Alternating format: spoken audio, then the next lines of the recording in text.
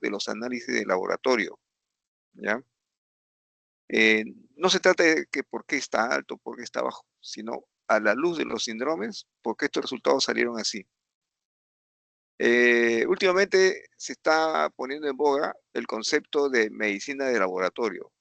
¿Qué significa medicina de laboratorio? No es que con el dato de laboratorio yo voy a sacar un diagnóstico, no, sino que le voy a dar el mismo tratamiento que le estoy dando a los síndromes clínicos, ¿ya? En este caso, el estudio de laboratorio se llamaría un síndrome laboratorial, ¿ya? Entonces, de la confluencia de estos elementos, yo comienzo a elaborar mi hipótesis de trabajo, ¿cómo? Estableciendo las probabilidades diagnósticas. Entonces, esas probabilidades diagnósticas tienen su sustento en que cuando el paciente me relata su enfermedad, yo estoy viendo en esos momentos la historia del inicio de su enfermedad y el curso que ha seguido, ¿no? Y lo confronto con lo que la teoría me dice, ¿no? ¿Qué podría ser? Y ahí extraigo lo siguiente, comienzo a hacer un cotejo de cada uno de los signos y síntomas, de cada uno de los valores de laboratorio que me está dando el laboratorio precisamente con los análisis que ha hecho, ¿no? Extraigo y hago un cotejo. ¿Tiene esto? Sí. El libro dice que debe tener esto. No, ese no tiene. Esto sí tiene, y comienzo a mirar ya la realidad viva. Y ahí es donde yo puedo deducir ya probabilidades diagnósticas. Ya, de eso se trata. Entonces, aquí he hecho una presentación breve, algo así como decir un paciente de emergencia, y es lo único que he extraído de información. Entonces, de lo que se trata es, ¿no?, de determinar cuáles son los síndromes. Ya. A ver, rápidamente. Garcilaso González.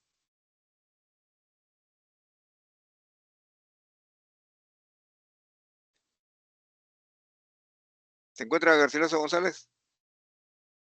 Ahí lo he visto que está en la lista.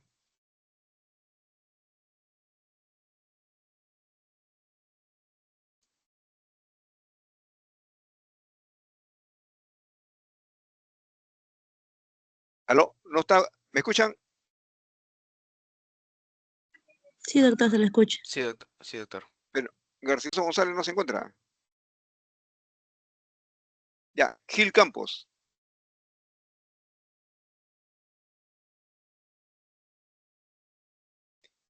Campos tampoco está. Doctor, buenas tardes.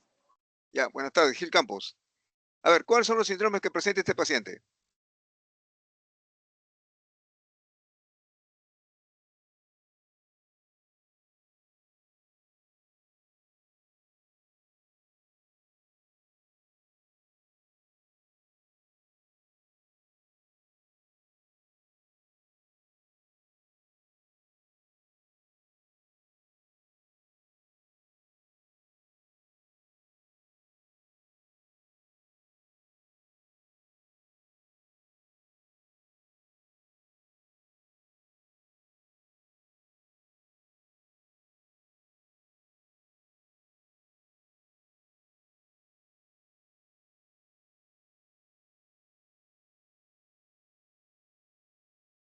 A ver, Guamán Huarcaya.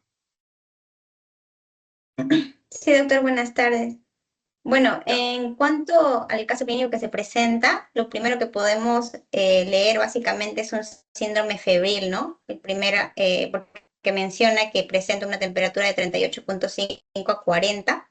Acompañado de eso, también menciona que se presenta un dolor abdominal, lo cual podemos catalogar como un síndrome de dolor abdominal, justamente porque menciona que el dolor es de tipo cólico en el hipocondrio derecho, ¿no?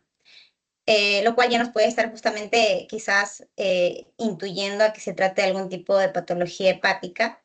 Y creo que el síndrome que nos terminaría de encuadrar eso sería el síndrome ictérico que presenta también el paciente, ¿no? Y que lo cual nos está haciendo sospechar de que existe alguna causa que está causando, bueno, cabe la redundancia, que está ocasionando que haya un incremento de la bilirrubina, por eso es que se presenta esta pigmentación amarillenta en el paciente, ¿no? Bueno, de acuerdo a eso, como presenta presenta fiebre, ictericia, dolor en el hipocondrio derecho, pues podemos estar haciendo quizá un posible diagnóstico, o bueno, más que un posible, un diagnóstico, ¿no? Podría ser un cuadro de colangitis, por ejemplo, porque lo que se menciona ahí es básicamente la triada de Charcot. Ajá. Ya, muy bien. Así se desarrolla el tema, pues. Guamaní Prado.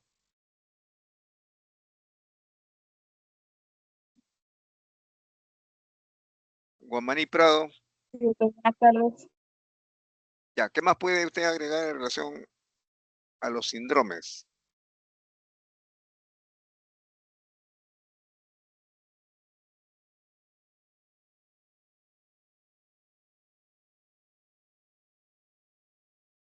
¿Mm? Creo que ya se mencionó todo, el síndrome febril, el síndrome ictérico, que son los desencadenantes de una patología gastrointestinal, ¿no? Intestinal. Este, hepático, doctor. Ya. Ya, a ver, hagamos una breve semiología. Ya ustedes han hecho el curso de semiología, ¿no es cierto?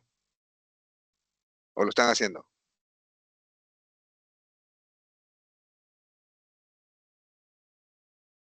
Sí, doctor, ya lo No. hicimos el año pasado. Semiología Ya, el a ver año la pasado. fiebre. Ya, la fiebre, a ver cómo explican ustedes el fenómeno llamado fiebre. A ver, un breve resumen, Guamaní Prado. No, perdón. Sí, también, Guamaní Prado. Un resumen acerca de la fiebre. ¿Qué expresa la fiebre? No podríamos inclinar a algo infeccioso, ¿no, doctor? Porque la fiebre está elevada, demasiado elevada para este paciente y también considerando la edad, que es un factor de riesgo, es un paciente adulto joven, ¿no? Bueno, 40 años. Ya, ¿qué más? ¿Qué más puede decir en relación a la fiebre? Ya esto también ustedes deben saberlo, ¿ah? A ver, Huerta Ventosía.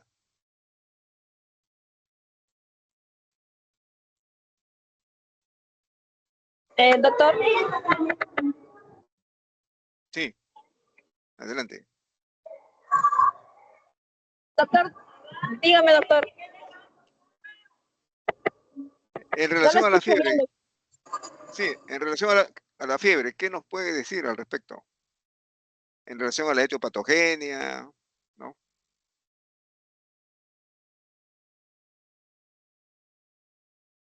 Bueno, puede deberse a lo que es a los, acompañado con los cólicos hepáticos y acompañado con ictericia a causa de la propia enfermedad. Ya por eso, ¿qué es lo que va a desencadenar entonces esta fiebre? Para que diga que se acompañe con esta enfermedad que usted me ha dicho. Siempre es bueno hacer un repaso teórico, ¿ah? Continuamente. Ahorita todos ustedes están en fase de formación. ¿Ya? Ahorita se pueden equivocar, no interesa. Ya no se pueden equivocar frente al paciente. Pero para eso deben venir leyendo, pues. No le estoy invitando a que se equivoquen, no le estoy invitando a que lean, ¿no? Y vengan con una información de tal manera que si algo no entendieron, no quedó claro, acá aclaramos, ¿no? Y, digamos, hacemos mejores precisiones, ¿no? Pero si no leen, entonces esto se convierte en una clase magistral, ya no es práctica dirigida, ¿ya? Por ejemplo, a ver, bueno, último, a ver, Huerta Ventosía, Sí, doctor. ya. Vamos a suponer que le dicen, haga usted una exposición de la fiebre, ¿cómo empezaría?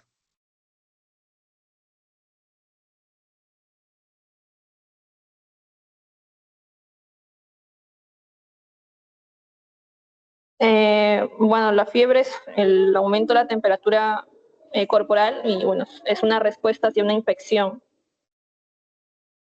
Ya. ¿Qué más?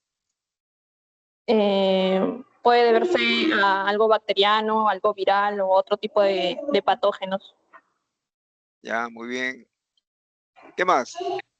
¿Qué intermediarios intervienen en el desencadenamiento de la fiebre?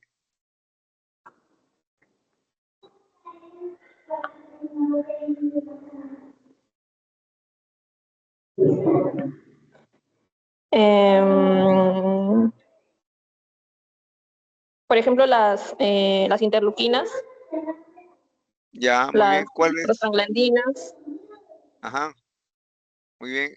De interleuquinas, ¿cuáles son los más importantes? eh, el, el, ah, la interleuquina 1 y la 6. Ya, muy bien. Bueno, también está el factor de necrosis tumoral, en fin. Mire, todo eso es lo que Ah, usted sí. tiene que decirlo, pe. Todo eso tiene que decirlo, porque este es básicamente la evaluación del punto de vista molecular de este famoso síndrome de fiebre, ¿no? Evidentemente, en este caso estamos hablando de un proceso infeccioso en el momento que, mire, acá dice con escalofríos, ¿no?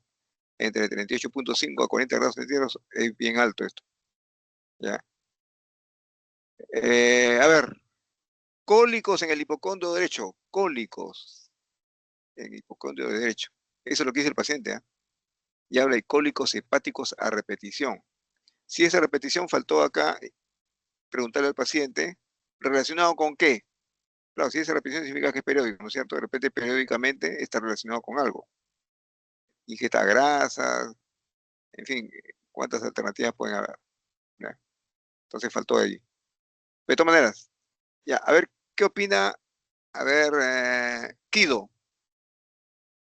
Kido, ¿qué opina acerca de los famosos cólicos en hipocondrio derecho? Ya lo dijo, pero lo señaló solamente con un dedo. Siempre cuando le pregunto al paciente, tengo dolor cólico, ya con un dedo, no con la mano, sino con un dedo señale. ¿En dónde le duele? Entonces el paciente se dirige en el sitio y aquí se dirigió en el hipocondrio derecho, ¿no? Y el paciente dice, bueno, son cólicos hepáticos a repetición. A ver, ¿qué nos puede decir respecto a ese cólico? Igual, imagínense que está en una clase y le dicen, haga usted una exposición referente al cólico.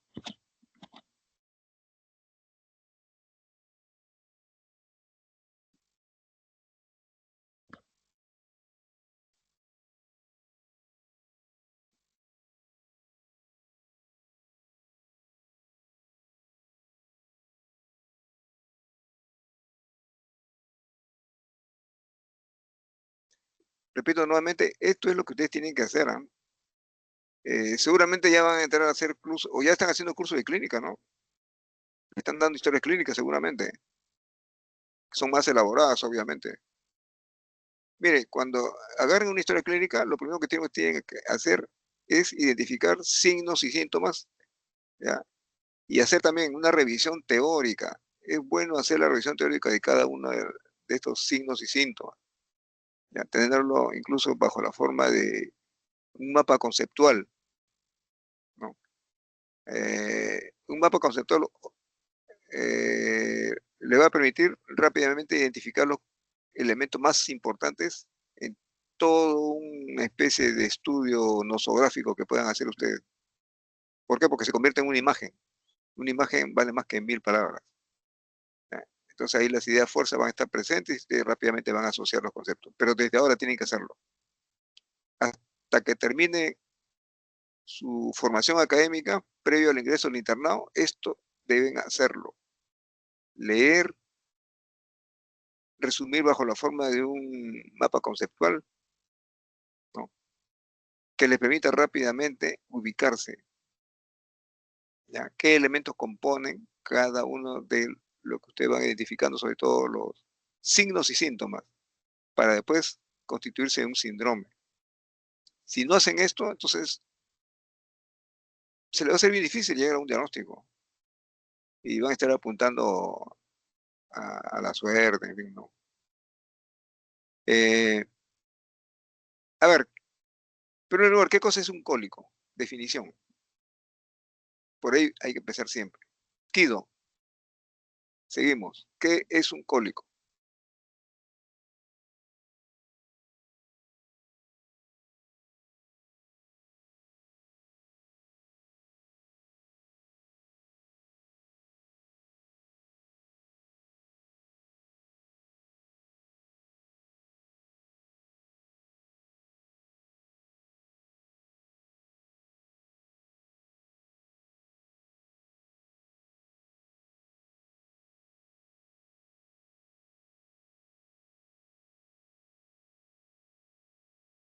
A ver, Guido, ¿está presente? Pete, perdió contacto. Doctor, disculpe, ¿me da la oportunidad de responder? Sí, ¿quién? Garcilaso González, doctor. Ya, ok, adelante. Por lo que tengo entendido, el cólico vendría a ser un dolor abdominal, ¿no? De una manera más intermitente. Que esto, bueno, se produce mayormente por la contracción, ¿no? Está una contracción más intensa que tiene el músculo liso. Ya. Por lo tanto, si estamos hablando de músculo liso, de contracción intermitente, estaremos hablando de una víscera hueca, ¿no es cierto? Sí, doctor, de una víscera hueca, como Es el- intestino, vesícula, tracto claro, urinario. exacto. Eso es lo que tenemos nosotros que definir inmediatamente. ¿Ya? ¿Qué es un cólico? Pues, ya, porque nos permite preguntar al paciente, pues, ¿cómo es el cólico? Tipo punzada, tipo quemazón, un dolor sordo, ¿no? Como que no se quiere definir, ¿no? Difuso a veces, ¿no? O el tipo cólico que viene y se va, ¿no? Es un cólico. Y ahí nos permite inmediatamente ubicar, ¿ah? Un cólico es dato característico de un dolor de una víscera hueca. Y si el paciente ya lo analizó, lo señaló con un dedo, inmediatamente ya nosotros podemos deducir de dónde viene ese dolor, ¿no? No viene del hígado, como decía el paciente cólico hepático, ¿no? Eh, el parénquima hepático presenta dolor. A ver, voluntarios para responder.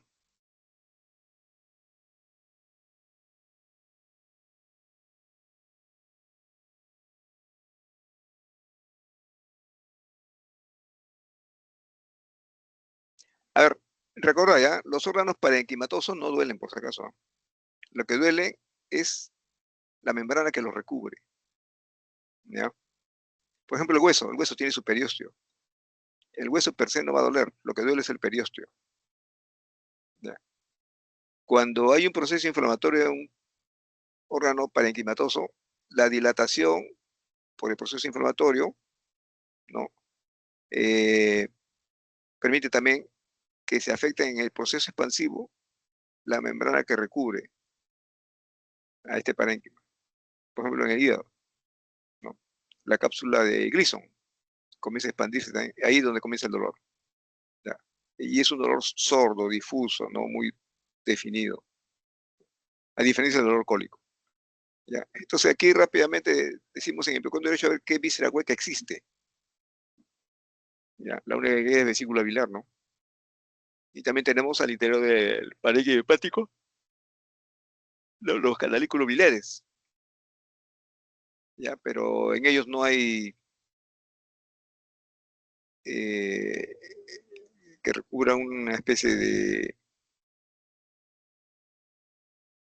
de musculatura lisa. Bueno, entonces aquí estamos. La ictericia, a ver, ese es otro dato importante que hay que desarrollarlo. Landa encinas. Sí, doctor, buenas tardes. Ya, a ver, Bueno, en sí la ¿qué es ictericia es, ictericia? sí, la ictericia en sí es la coloración amarillenta de la piel, ¿no? Aunque también puede presentarse en mucosas o en la conjuntiva, como es el caso de este paciente, ¿no? Esto en sí es debido al aumento de la bilirrubina, ¿no? En la sangre, generalmente cuando es Ya, mayor a 2 a 3 miligramos por decilitro. ajá. Ujú. Entonces, las causas de ictericia, estas pueden ser dadas ya sea por, tenemos que dividirlo si es por bilirrubina indirecta o directa, ¿no? Y esto va a ser dependiendo si es que es una enfermedad prehepática, una enfermedad hepática o una enfermedad poshepática, como posiblemente sea en este paciente, ¿no? Muy bien, muy bien. Ya, Ujú. a ver, López Ambrosio. Sí, doctor. Buenas tardes. Buenas tardes. Ya, mire, su compañero ya mencionó acerca de la ictericia, ¿no? Es un incremento en la concentración de bilirrubinas. Incluso habló también de que se podía clasificar, ¿no? Prehepática, hepática, poshepática. Pero para hacer esta calificación es importante analizar el metabolismo de las bilirrubinas. Si no, no podríamos hacer esta clasificación. A ver, un breve resumen cómo se generan las bilirrubinas, ¿no? De tal manera que nos permite hacer una clasificación de las hiperbilirrubinemia en prehepáticas, hepáticas, cohepáticas. Adelante.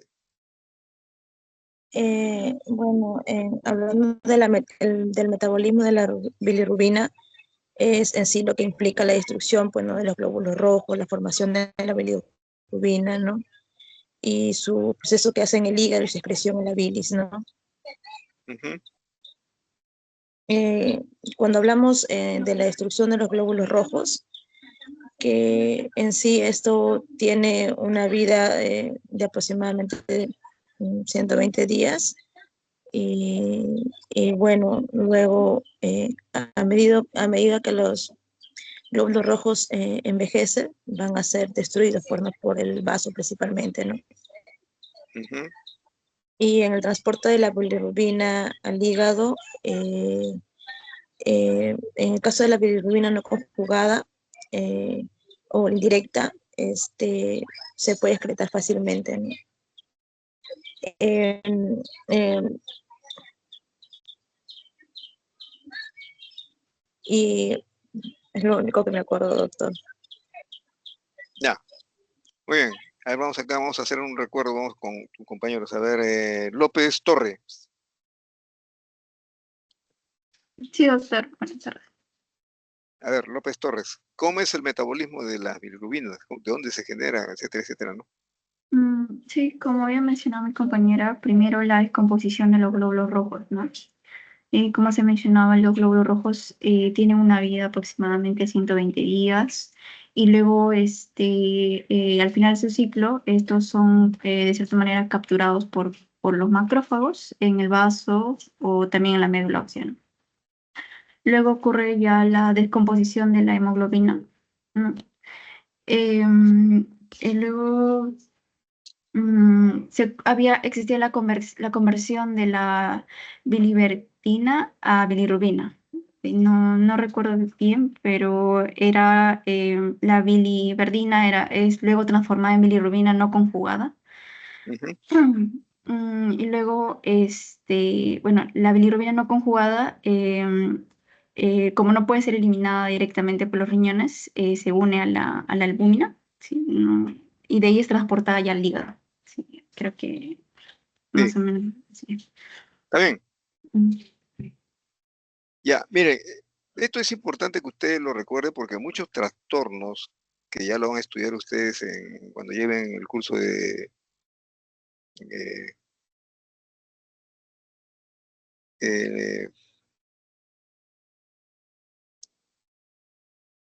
del aparato gástrico, ¿no? Ahí va a haber casos de trastornos que debutan con hiperurinemia indirecta, otros directa, ¿no? Otros ambos, ¿no? Entonces, y son característicos, ¿no? Pero para eso hay que saber qué pasó, ¿no?, con ese paciente. Porque a veces dicen, ya, bilirrubina indirecta, entonces ha habido hemólisis, pero solamente es hemólisis. Si uno analiza bien el metabolismo, no necesariamente, ¿ya? Como lo vamos a ver en este momento. Se lo voy a explicar a grosso modo, aunque ustedes deberían decirlo, ¿no? Pues ustedes ya deberían haber venido leyendo. Creo que en el próximo grupo voy a darles con más precisión qué deben venir leyendo para que se explayen, ¿sí? Porque realmente ustedes deberían hacer esto, ¿eh? Esto es prácticamente lo que en su práctica profesional ustedes lo van a hacer, solo que como desde ahora ya lo están haciendo como práctica dirigida, y les aconsejo que continúen con este método, ¿ya?, en los cursos que lleven de clínicas, ¿no? Cuando ustedes estén próximos a llegar al internado, van a ver cómo que esto ya no necesita ser memorizando, ya lo van a saber, ¿ya? Adicionalmente, también yo les recomiendo, ¿no?, ya en sus tiempos libres comiencen a ir a las emergencias. Entren en contacto con algunos colegas médicos, sobre todo donde hay buena casuística. Yo recuerdo en mi época, Loaiza y 2 de Mayo eran los que tenían buena casuística. Y ahí en las emergencias faltaban brazos para hacer historias. y un grupo de amigos de mi promoción nos íbamos así a las emergencias y nos daban cabida, ¿no?, a hacer historia clínica. Después de ahí, los mismos médicos me decían, ya, a ver, léeme la historia y no sé cuánto, y anota, pídele esto, pídele lo otro, pídele así, así, prepara una solución, etcétera, etcétera, y suministrarle con lactato, riña, en fin, nos daban todo el esquema.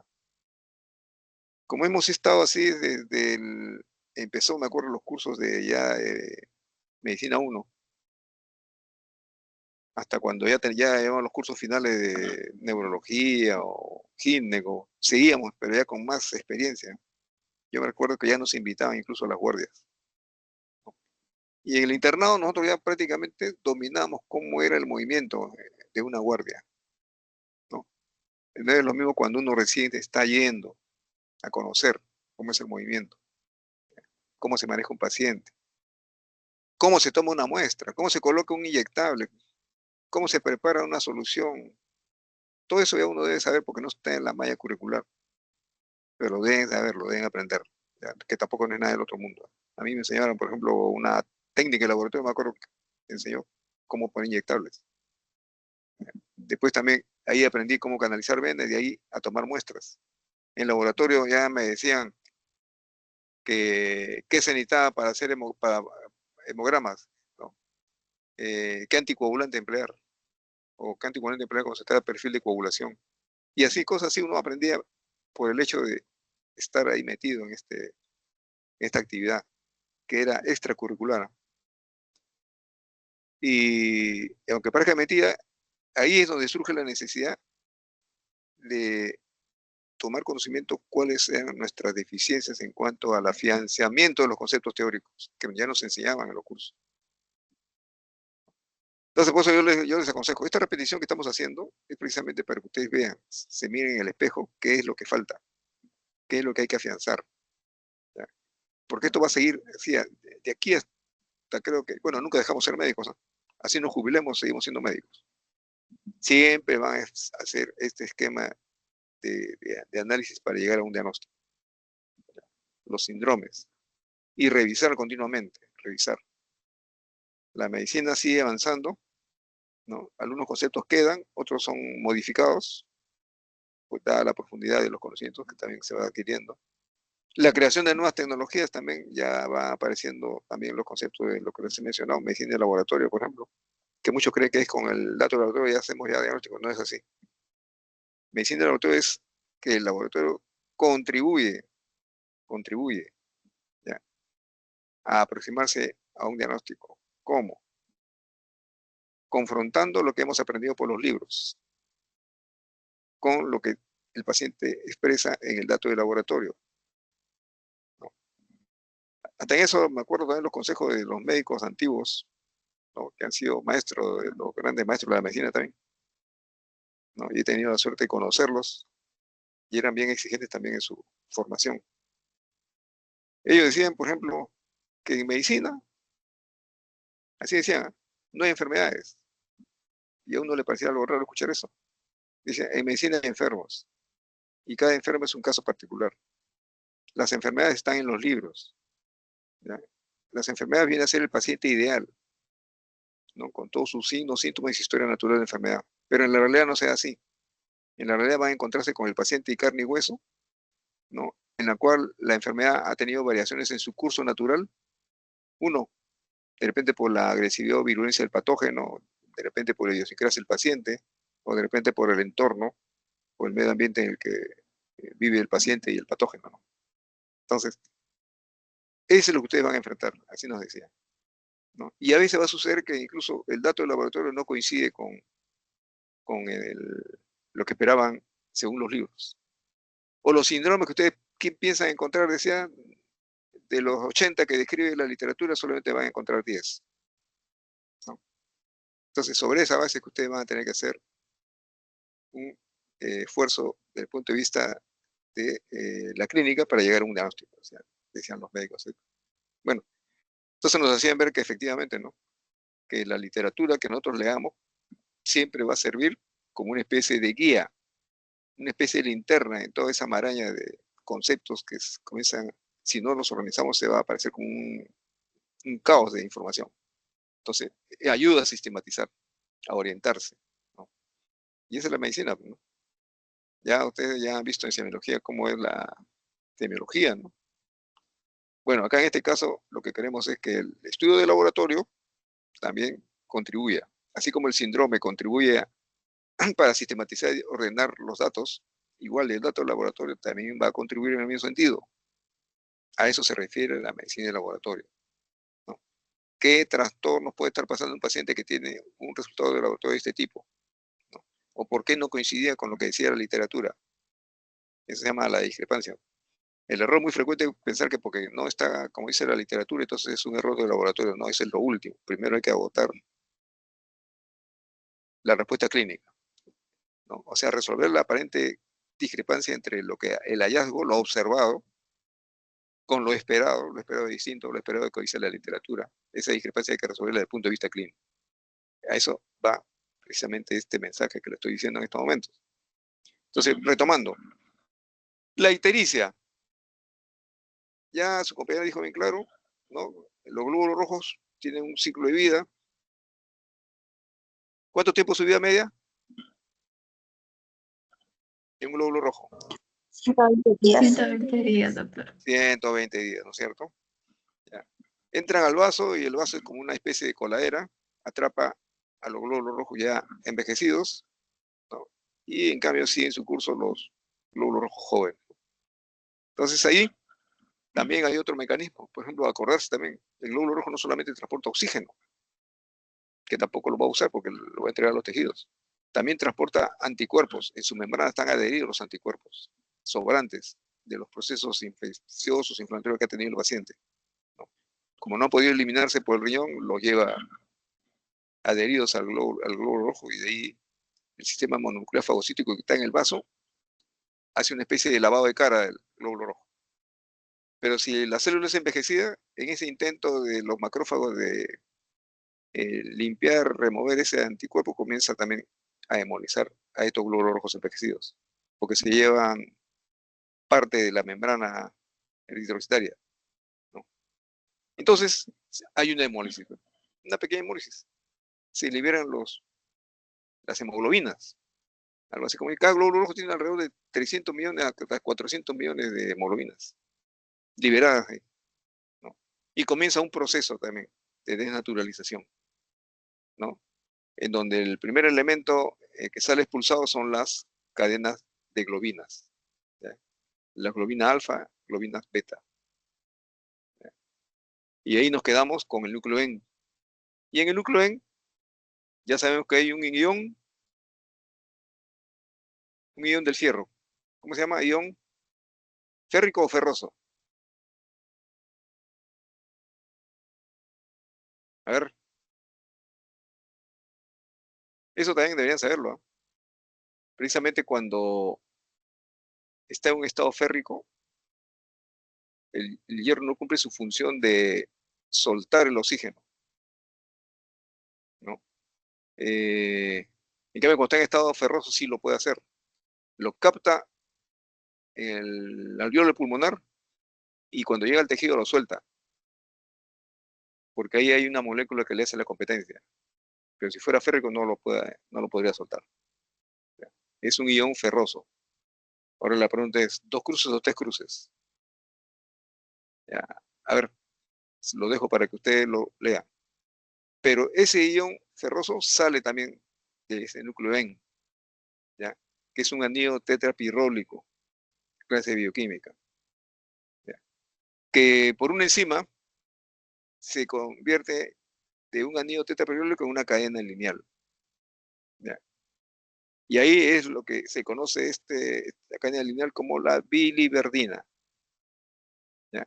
Que después sufre un proceso de reducción y es convertida en una bilirrubina indirecta, con I, indirecta, ¿ya? Esa bilirrubina indirecta tiene una característica, que tiene afinidad por sustancias lipídicas. Y ahí también viene lo que ya hemos visto en fisiología, en fisiopatología y en patología también lo vieron. Cómo es que en el recién nacido, cuya barrera hematoencefálica no está muy desarrollada, esta bilirrubina indirecta puede penetrar esa barrera hematoencefálica, impregnarse en los núcleos amigdalianos, ¿no? Y si no es tratado el paciente a tiempo, va a producir lo que se llama el kernicterus, ¿ya? Entonces recordar, ese es lo peligroso de esta bilirrubina indirecta en el recién nacido. Ya en el niño de repente ya no es muy peligroso. Pero en aquellos que tienen una barrera hematoencefálica débil, sí se convierte en un peligro esta bilirrubina indirecta. Bueno, nuestro organismo también tiene un mecanismo, ¿no?, de estabilizador, digamos, de defensa a este alto riesgo, ¿no?, de impregnarse en todos los tejidos con amplio contenido lipídico. Para eso tenemos la albúmina. ¿Ya? La albúmina viene a ser el transportador por excelencia de cualquier sustancia, sobre todo de las sustancias tóxicas, ¿ya? Y lo lleva al hígado para su depuración. Y eso es lo que hace con la bilirrubina indirecta. Lo transporta al hígado. Y ahí hay unos receptores de esta bilirrubina indirecta. No es que la bilirrubina indirecta se acerca al hepatocito y ya va a entrar fácilmente, no. Toda sustancia que ingresa a una célula necesita de un receptor, ¿ya? En este caso, tratándose de bilirrubina indirecta, son unos receptores Y y Z. Y en el niño no tiene mucha expresión. Por eso que ustedes también ya van a enterarse cuando lleven su curso de neonatología. ¿Por qué existe la ictericia del recién nacido? ¿No? Que dura poco tiempo también, ¿no? Hasta que llega ya a estabilizarse bien estas estructuras, ¿no?, que vienen a ser los receptores de las bilirrubinas indirectas, que van a propiciar el ingreso, ¿ya?, hacia el hepatocito. Y aún ahí hay otro proceso. Este proceso se conoce proceso de glucuronización de la bilirrubina indirecta. Si la enzima que glucuroniza, ¿ya?, la glucuroniltransferasa, no está adecuadamente expresada en cantidad o en calidad, entonces no va a haber glucuronización de las bilirrubinas indirectas. ¿Ya?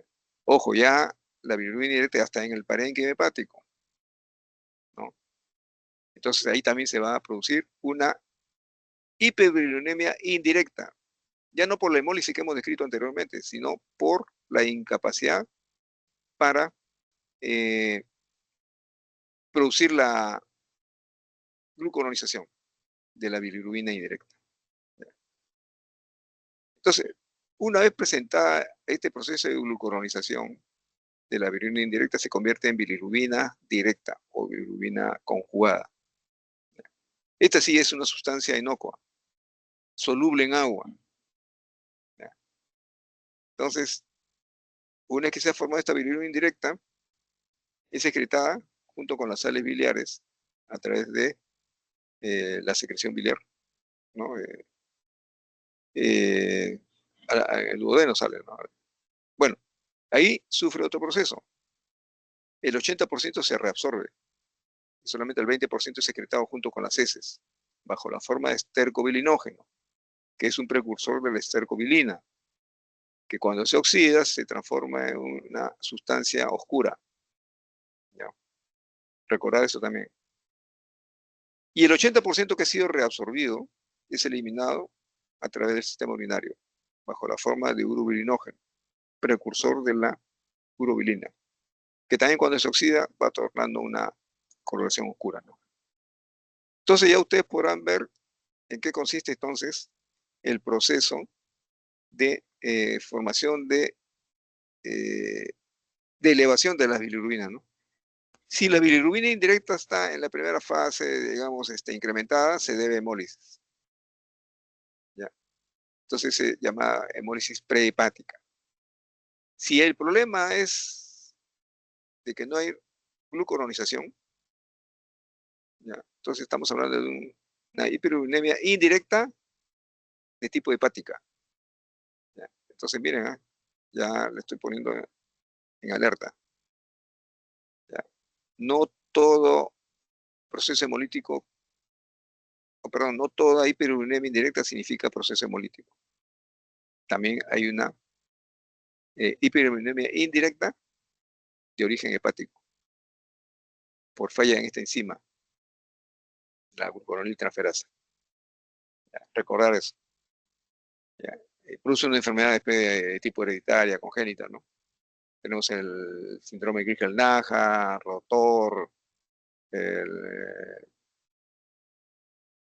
el otro síndrome, a ver, tenemos, a ver aquí, rotor, Crigel-Najjar,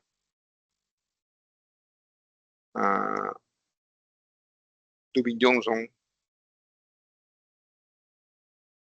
el síndrome Gilbert, todos ellos vamos a encontrar la incapacidad para realizar el proceso de conjugación. Bien, si estamos ante un problema de tipo hepático, de destrucción hepática, por ejemplo, ambos se van a estar incrementados, tanto la bilirrubina indirecta como la directa. ¿Ya? Esto se da en el caso de hepatitis virales, como ejemplo típico. ¿Ya?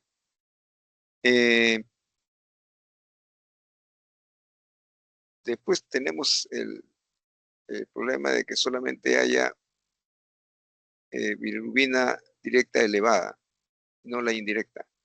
¿No? En este caso estamos hablando de una hiperurinemia posthepática, ¿no? Dado que se formó un obstáculo en la excreción biliar, entonces estas bilirrubinas se van a concentrar y van a drenar por el lado de los capilares hepáticos, ¿no? Y se va a incrementar ahí la hiperurinemia de tipo directa. ¿Ya? Entonces, una hiperurinemia directa sí es característico. Cuando solo está presente la elevación de la bilirrubina directa, es característico de una hiperurinemia posthepática. ¿Ya? Puede ser un cálculo biliar, puede ser un proceso expansivo que está obstruyendo la salida, ¿no? de las bilirrubinas junto con la secreción biliar, ¿no? Entonces, recordar eso. ¿Ya? Sobre esa base uno ya comienza a hacer su análisis al hacer la clasificación. ¿Ante qué hiperurinemia estamos? Si el paciente tiene ictericia, hay que sospechar hiperurinemia. ¿Ya? Bien.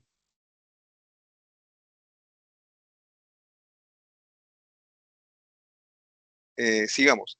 Ya, entonces este ya prácticamente es el estudio de análisis sindrómico a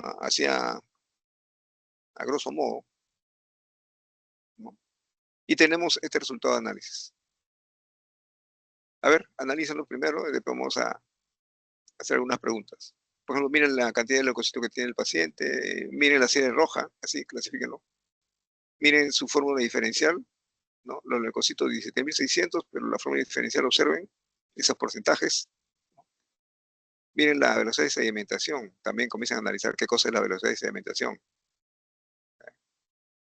A ver, bilirrubinas totales, miren, aquí está dividido junto con la directa e indirecta. Ya, entonces, a ver, rápidamente un análisis para que ustedes saquen sus propias conclusiones. 5 minutos para que lo analicen. Por ejemplo, la fórmula diferencial. Miren esos porcentajes tan elevados, ¿no? ¿Cómo traducirlo a números absolutos? También es importante hacer eso, ya les digo por qué. Miren los hematíes. Yo les hablé que leyeran acerca de las anemias. Ya, ¿qué tipo de anemia es este tipo de paciente? En fin, 5 minutos para que analicen. Ya tienen una buena base en relación a la clínica. Ahora falta hacer un repaso teórico del, eh, de los resultados del laboratorio.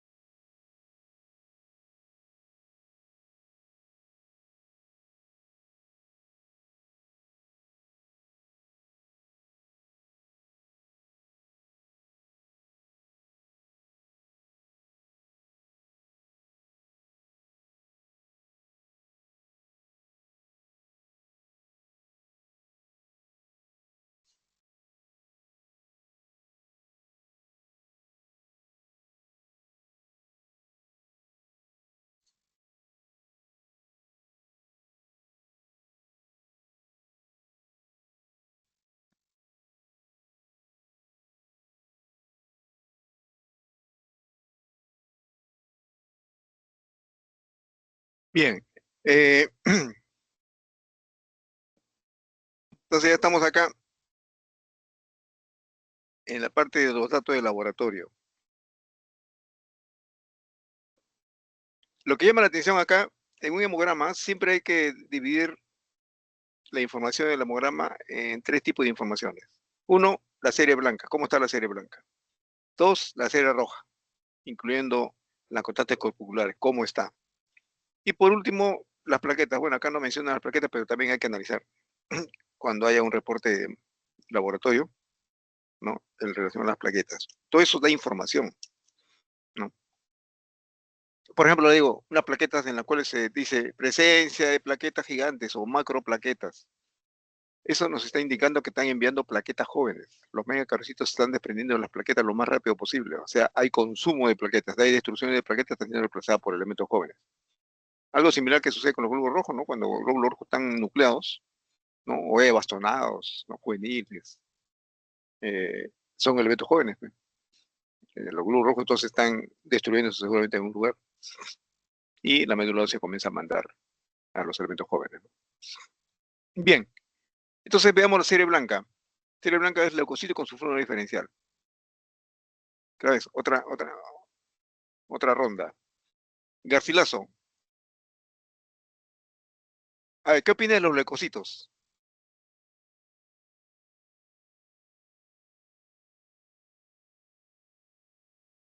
Yo lo que hizo, doctor. ¿Aló? Yo lo veo, recuerdo que es normal, doctor. Normal. A ver qué dice Gil Campos.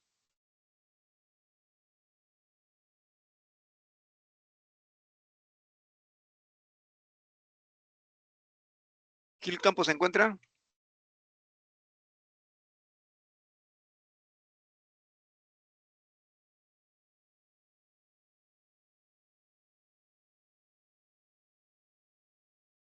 Guamán Huarcaya. Sí, doctor. Bueno, por lo que podemos observar en el hemograma, se menciona, ¿no? Que dentro de los neutrófilos la porción de abastonados es 10%.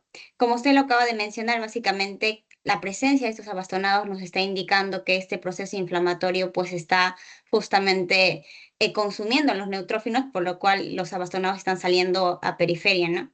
Y dentro de los cuales también se menciona la cantidad de segmentados de 80%. También se menciona que están los eosinófilos, basófilos, que al parecer no hay valores de estos, y esto claramente también nos puede ayudar a inferir de que no se trata de algún tipo de proceso por invasión de parásitos, ¿no? Que quizás sea lo que encontraríamos si es que los eosinófilos estuviesen incrementados, ¿no? También vemos que los monocitos están a 0,2% y los linfocitos 0,8%. Sobre todo esto, lo que nos hace pensar es que este proceso inflamatorio es un proceso inflamatorio agudo, y que es por eso que se está requiriendo básicamente el gran consumo de los neutrófilos, ¿no? Porque es un proceso infeccioso, por lo que podemos inferir a partir de esto. Ya. Y en relación a la cantidad, ¿qué opinas? La cantidad sí está elevado, está en 17,6, debería estar hasta 10.000, ¿no? Lo máximo de leucocitos está incrementado. Y esto, claro, y como son leucocitos y la cantidad de neutrófilos está elevada, pues básicamente nos indica que es un proceso inflamatorio, infeccioso, bacteriano sobre todo, que muy seguramente por el proceso obstructivo, pues esta colestasis ha evolucionado a una colangitis, ¿no? Una infección de alguna bacteria quizá por ahí. Ajá. Ya, lo que dice Bueno, su compañera es cierto. Aquí viene entonces, si bien es cierto, su compañera ha hecho una revisión rápida de lo que encontramos acá. Yo creo que primero hay que empezar por la teoría. ¿Qué dice la teoría? ¿No? Y sobre esa base vamos a ver allá. La teoría dice esto, entonces este paciente tiene esto, pero no tiene esto otro. Después en la fórmula diferencial encontramos esto así y no está como debería salir, etcétera, etcétera, ¿no? En fin. Y va a ver cómo rápidamente se comienzan las ideas a esclarecer. Ya, la pregunta viene por sí sola. Si tenemos leucocitos elevados, causa de leucocitosis, Guamaní Prado.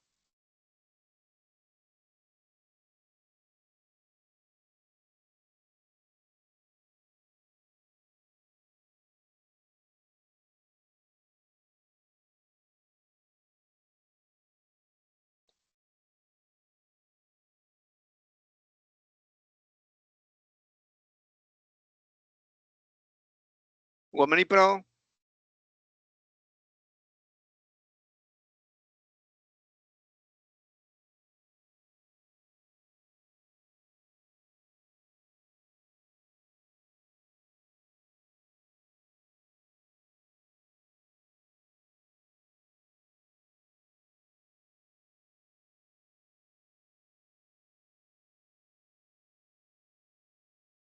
Guamaní Prado se encuentra.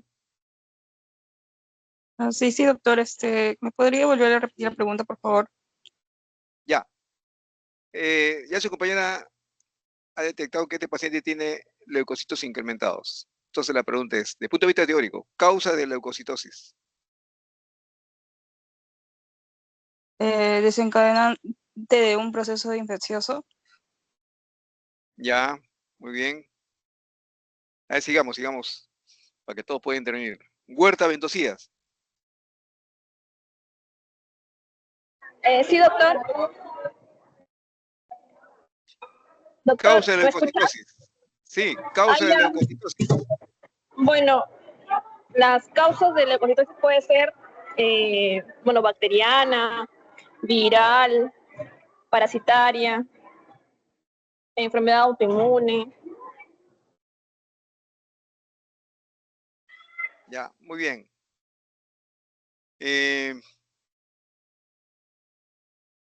Guido Vila. Buenas tardes, doctor. Buenas tardes, compañeros. Buenas tardes. Causa de leucocitosis. Ya sus compañeros hablaron bacteriano, viral, parásitos. Sí, ¿Qué bueno, más? una causa, lo que mencionaron fueron causas infecciosas, ¿no? Otra causa podría ser no infecciosas, como algún tipo de trauma, ¿no? Una lesión física, yo qué sé, una quemadura, ¿no? O por el mismo estrés cotidiano, ¿no? Sí. Podría ser causa no infecciosa como el aumento de los glóbulos blancos, ¿no? Muy bien. Ya. Miren, a estas alturas, ya de lo que hemos hablado. La causa de la leucocitosis básicamente son dos grandes grupos, aun cuando uno es menos frecuente que otro, pero son dos grupos rápidamente identificables. Leucocitosis fisiológica y leucocitosis patológica. Y nada más. Pero ahí entra lo siguiente, ya, ¿cuáles son las fisiológicas? Mire, un recién nacido es normal que salga con leucocitosis, ¿eh? Acuérdense, si un neonato, por algún motivo ustedes le pidieron un hemograma y tiene 14.000 leucocitos, no empiecen a elucubrar de que de repente aspiró meconio, se infectó y no sé cuántos. Y hay que darle antibiótico y no sé cuántos. No, es normal encontrar leucocitosis, ¿ya? ¿En quiénes más podemos encontrar leucocitosis? En la puérpera inmediata, la que recién ha dado a luz, ¿ya? La que está en trabajo de parto, también hay leucocitosis, ¿ya? Y el que está haciendo esfuerzo físico por algún motivo, también se le va a elevar los leucocitos, ¿ya? Entonces, eso se le llama leucocitosis fisiológica. También se hablaba de que el estado postprandial, después de la ingesta de alimentos, se hablaba que también había leucocitosis. Bueno, eso está en discusión. Hay trabajos de investigación que dicen que no, que de repente hay un componente alérgico ahí, y por eso es que produce esa leucocitosis. En fin, pero hay discusión en eso. Entonces, de todas maneras recordar, esas son las causas de leucocitosis en dos grandes grupos. Fisiológica, como las que he mencionado, y las patológicas, que les vamos a mencionar en estos momentos. Ya ustedes lo han dicho. Las patológicas también se dividen en dos subgrupos. Y es importante esto, como repito nuevamente, cuando ustedes hagan una revisión de su teoría, ya no lo hagan bajo la forma pues, de un esquema nosográfico, que tal como el profesor lo dictó, la clase, no, hagan esquemas, así como le estoy diciendo, ¿no? De frente, fisiológica y patológica. Y la patológica, dos subgrupos, las infecciosas y las no infecciosas. En las infecciosas, encabeza la lista los patógenos piógenos. Se le llama piógenos, ¿por qué? En primer lugar, porque cuando uno observa el, el cultivo, como que se forman pequeños agrupamientos, ¿no? Incluso con una secreción que imita a la miel de abeja, ¿ya? Entonces,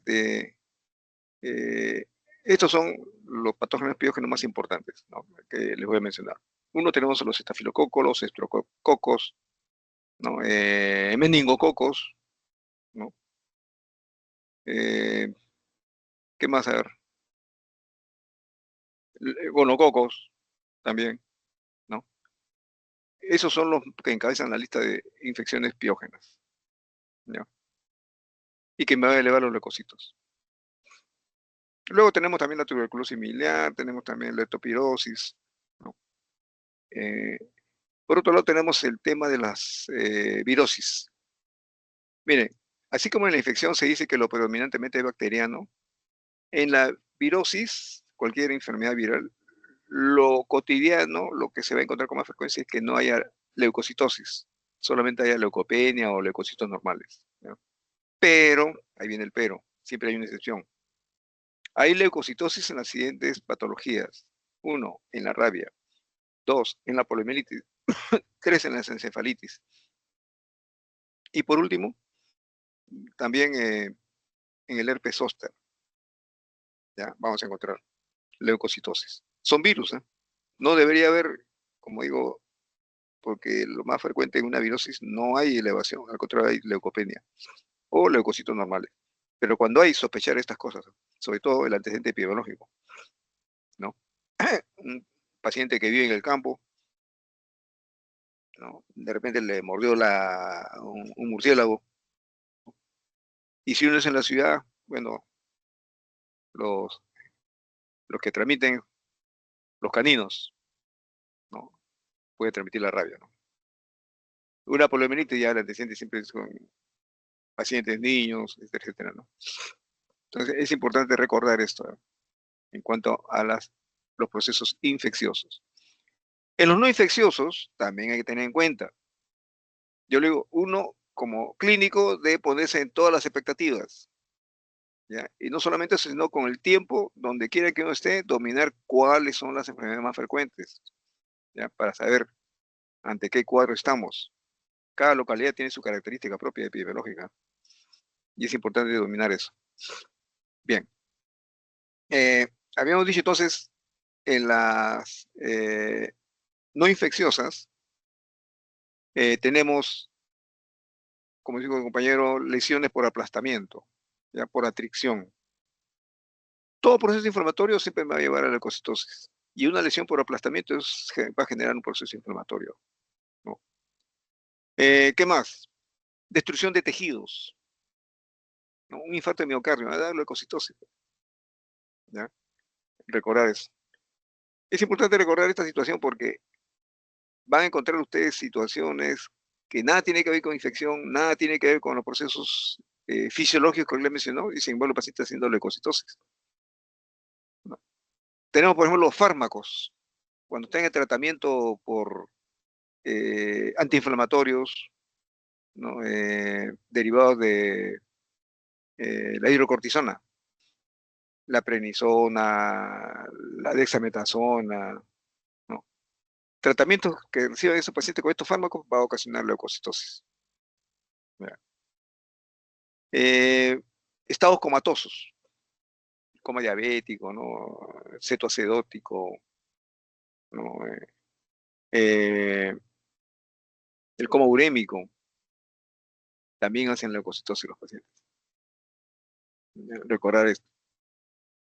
¿Qué otras cosas más? A ver. Contracciones tónico-clónicas, pacientes epilépticos, ¿ya?, hacen leucocitosis. Pacientes agonizando hacen leucocitosis, ¿ya? Entonces es importante recordar, estos son los estados no infecciosos. Trastornos endocrinos, síndrome de Cushing, por ejemplo, ¿no?, hace trastorno infeccioso. Hemólisis intensa, masiva, leucocitosis. Todo eso es destrucción de tejido. En nuestra práctica clínica no te hemos visto cómo a veces los colegas piensan que todo es infección cuando encuentran leucocitosis. Le cuento un caso, un grupo de pacientes, ¿sabe?, en cardiología que fueron atendidos para un programa de el, pacientes que le hacían el cateterismo ascendente, ¿ya? Tratando de llegar hasta la vena porta, ¿no? Bueno, el hecho es de que todos esos pacientes, bueno, entraron a su fase de reposo, etcétera, etcétera, y pidieron hemograma, ¿no? De todas maneras pidieron hemograma. Y al día siguiente, un médico, incluso un médico antiguo, reclamando de por qué todos los pacientes tenían leucocitosis, si ellos habían hecho un análisis, no tiene foco, etcétera, etcétera. Cuando revisamos la historia, pues sabíamos que había sido sometidos a estos procedimientos de cateterismo ascendente, ¿no? Y eso ha ocasionado pues un proceso inflamatorio. Entonces le hicimos ver esa situación, ¿no? O sea, no solamente hay que limitarse a creer que la infección es la única condición que los puede llevar a una leucocitosis. Otro caso de un paciente que llega a la emergencia, una crisis asmática. Bueno, le toman un hemograma, tenía pues 10.000 leucocitos, no está en el borderline. Pero lo internan para estabilizarlo. Ya habían estabilizado, perdón, y había que comprar su tratamiento, lo internan y lo llevan a piso, hospitalizado, ¿no? Estuvo una semana. Un día viernes le dan de alta y le piden hemograma.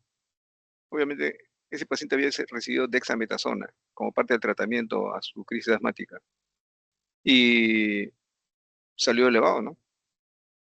Al día siguiente, el interno, preocupado por su paciente, y hay que hacer así, uno cuando le entrega al paciente hay que preocuparse hasta en lo más mínimo, ¿no?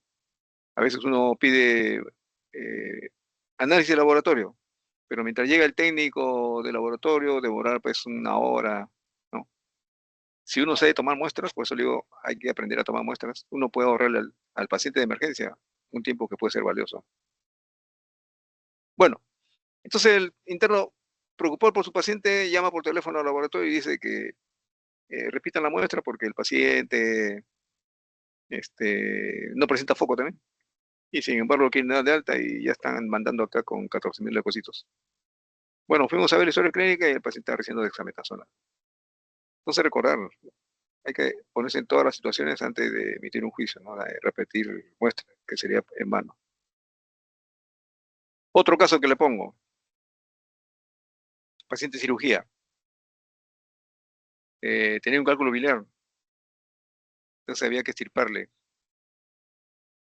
¿no? Extraerle el cálculo que tenía, ¿no? Pero al parecer, durante la maniobra operatoria, lesionaron un vaso, ¿no? Y se comenzó a formar una hemocolección. Bueno, yo recuerdo de ese paciente porque antes uno cuando validaba los resultados uno veía el nombre del paciente, ¿no? Y se le quedaba grabado a veces. Y ese paciente me acordé, porque ese paciente había, antes de su acto operatorio, le pidieron un hemograma y tenía 14 gramos de hemoglobina. Y al día siguiente, después del acto operatorio, no sé por qué motivo piden hemograma, el paciente tenía 8. Y yo vi la diferencia, pues me acordé, y dije, este paciente me acuerdo, algo me acordé de este paciente. Pedí el antecedente y me dijeron, sí, tenía 14 el día anterior, y ahora tiene 8. Me fui a piso a ver al paciente. Como no encontré al cirujano, bueno, opté por la historia clínica y observé que habían pedido interconsulta con cardiología. ¿Por qué? Porque el paciente manifestaba que tenía taquicardia. Ya, primera sospecha, taquicardia, posoperatorio, este paciente está sangrando. Me fui al paciente, le tomé la presión, después le dije que tome asiento, le volví a tomar la presión y había una hipotensión ortostática. ¿Ya? Y el paciente estaba pálido. Yo luego que dije, este paciente está sangrando activamente. Recuerdo que al cirujano le dije esa situación, y le dije, doctor, sospecho que el paciente está haciendo un sangrado. Y el colega ya estaba, ya era la 1 de la tarde, ya estaba listo para irse a la calle. Bueno, la cuestión me dijo, no, doctor, no, repita la muestra, no creo ese resultado. ¿Ya? Pues, como yo tenía varias muestras que evaluar, llamé al laboratorio y le dije que repitan esa muestra. Y me fui a ver otros pacientes, que también habían algunas observaciones. Cuando bajé a piso, al laboratorio, perdón, me encontré que estaba el médico cirujano, ya estaba con su ropa de sala de operaciones, ¿ya? Esperando ansiosamente que le entreguen el resultado, y efectivamente se repetía, ¿no? 8 gramos de hemoglobina, ¿no? Y, o sea, efectivamente, este paciente estaba sangrando activamente. Tuvieron que volver a abrir cavidad abdominal y suturar ese punto sangrante. Entonces, repito nuevamente, siempre es importante, ¿ya?, dominar desde el punto de vista teórico todas las posibilidades, desde la más frecuente hasta la menos frecuente, ¿no? Si la más frecuente no nos da la solución, ¿no?, porque no coincide con el cuadro clínico, sigamos con la siguiente y comenzar a descartar, pero con el paciente al frente, ¿ya? Los médicos antiguos también nos decían, y se lo transmito a ustedes también, la clínica es mandatoria. Primero la clínica, después la clínica y por último la clínica. El laboratorio solamente es una ayuda también. Como digo, está al nivel de los estudios sindrómicos, pero uno como médico no puede quedarse a nivel sindrómico para hacer un diagnóstico. Sería incompleto ese estudio. Uno tiene que llegar a un diagnóstico de certeza. Y aquí va precisamente otro consejo. La anemia, por si acaso, no es una entidad clínica. La anemia es un síndrome. Siempre que usted encuentre un paciente anémico, hay que saber la causa última de su anemia. Y ese es el diagnóstico. Esa causa última es el diagnóstico. Si usted dice anemia de etiología determinada, estamos a nivel sindrómico, no han avanzado nada. Entonces, recordar eso. Bien. Entonces, aquí estamos ya viendo la clasificación por la clínica del paciente. ¿Ya? Dentro de estas categorías que hemos analizado, el paciente tiene una leucocitosis de tipo infecciosa. ¿Ya? No es recién nacido, no, en fin, no, nada de eso. Todo apunta a que hay una infección y por lo tanto esos 17.600 leucocitos se obedecen a una infección. Ahora, abastonados, miren, 10% de abastonados. Bueno, es mucho, ¿no es cierto? Pero, a ver, ¿y si tuviera 4%? ¿Cómo sería? Normal. Normal. A partir de 5 se considera desviación hacia izquierda, ¿no? Yo estaría ¿Parte de bien. cuánto? De 5. Ya. Mayor 5%. Pregunta. Si yo tengo 8.000 leucocitos y le saco el 5%, ¿va a ser igual a que le saque el 5% a 17.600? En los dos va a haber 5, ¿ah?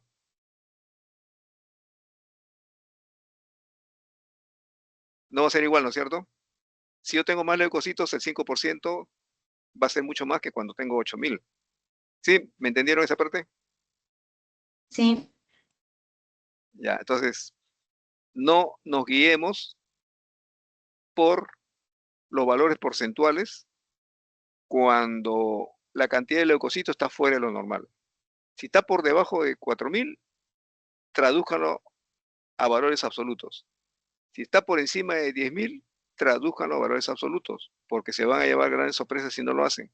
Por ejemplo, acá yo digo, 8% de linfocitos, la literatura me dice que debe estar en 20%, 25%, entonces hay linfopenia, digo, pero no. Saquen el 8% a 17.600 y sale como 1.400 y tanto. Hagan la operación ahorita y van a ver que les sale esa cantidad. ¿Ya? Primero hay que traducir los valores absolutos, ¿ya? Y ver y comparar con esos valores absolutos lo que dice la literatura. Por ejemplo, para bastonados, por si acaso, ¿ah?, la cifra crítica a partir por encima de este valor crítico que les voy a mencionar ya se comienza a llamar desviación izquierda. ¿Ya? Si yo tengo más de 450 bastonados, ya desviación izquierda. ¿Ya? Así tenga 3%, ya, por ejemplo, miren, ¿eh?, si yo tengo 3% acá en este paciente con 17.6%, sale más o menos, a ver, 176 por 3, ¿cuánto sale? 528. Ya ves, por encima de 450, ¿no es cierto? 3%, ¿ah? Entonces, este paciente ya está en dirección izquierda a partir del 3%, pero tiene 10, ya ni hablar, pues, ¿no? 8%, mira, a ver, ¿cuánto sale 8%? Sí, a ver, 8% por 8%, 76, a ver. 1.408. 1408. Está casi a los 1500. 1500 es lo mínimo. Mire, 1500 es lo mínimo que debe tener alguien, paciente normal, ¿no? En números absolutos. Segmentados. Segmentados sería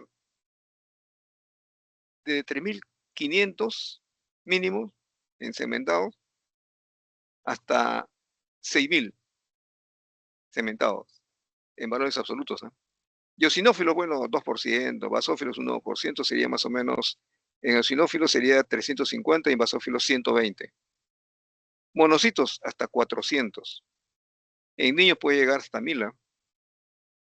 ¿Ya? El linfocito, como le digo, de 1500 a 3500. Se considera normal en valores absolutos. ¿Ya? Si rebasan esa cifra, ya estamos hablando de un incremento. Entonces, cada vez que había leucocitos incrementados, ¿a cuenta de qué estirpe se elevó esto? Generalmente agarren las dos, segmentados y linfocitos nada más, que son los que más varían. Ya los eosinófilos, si ustedes ven que está en una cantidad elevada, definitivamente eso sí es ya, una causa de la leucocitosis. Pero lo más crítico es esto, ¿a cuenta de qué se incrementó? ¿Segmentados o linfocitos? Si fueran segmentados, pensemos en una infección bacteriana, ¿no? Si fuera incremento de linfocitos, pensemos en viral, una enfermedad viral. Siempre que los leucocitos estén normales, porque si están muy aumentadas, pueden estar 140.000, pensar en un linfoma o una leucemia linfocítica, ¿no? Con linfocitos incrementados. ¿Ya? Más o menos ese es el esquema que ustedes deben formarse rápidamente cuando lean la parte de la serie blanca. ¿Ya? ¿En qué momento? Basarnos en los porcentajes, cuando está normal la cantidad de leucocitos. Si está por debajo del valor normal o por encima, mejor tradújanlo esto a los valores absolutos. ¿Ya? A ver, hablemos ahora de la serie roja. A ver, la serie roja, a ver, Landa, Encinas. Sí, doctor. A ver, ¿qué opina de la serie roja? Hematíes, hemoglobina, hematocrito, constantes corpusculares, ¿qué opinas? Bueno, primero tenemos los hematíes, que ahí menciona que están a 3,8 por 10 a la 6 milímetros de mercurio. Y bueno, está disminuido, ¿no? Porque lo normal suele ser en los hombres, entre 4,5, ¿no? A más. Ya, La hemoglobina también está disminuida. En los hombres también lo mínimo suele ser mayor de 13 gramos por decilitro. Ahí está 11,5, ¿no? Ya clasificaría como anemia. ya, muy bien.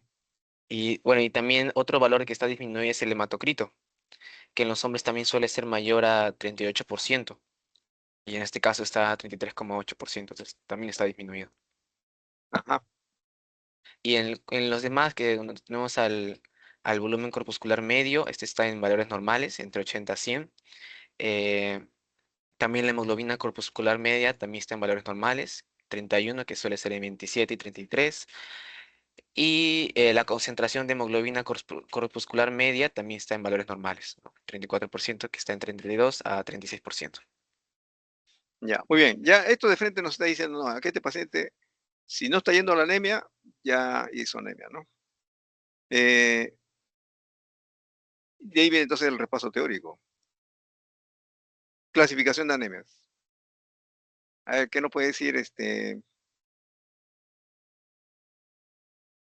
López Ambrosio?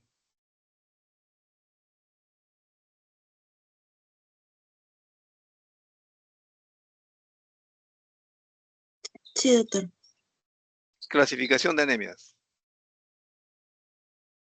En sí se puede clasificar en anemia según también en el tamaño de los glóbulos rojos y también por las causas, ¿no?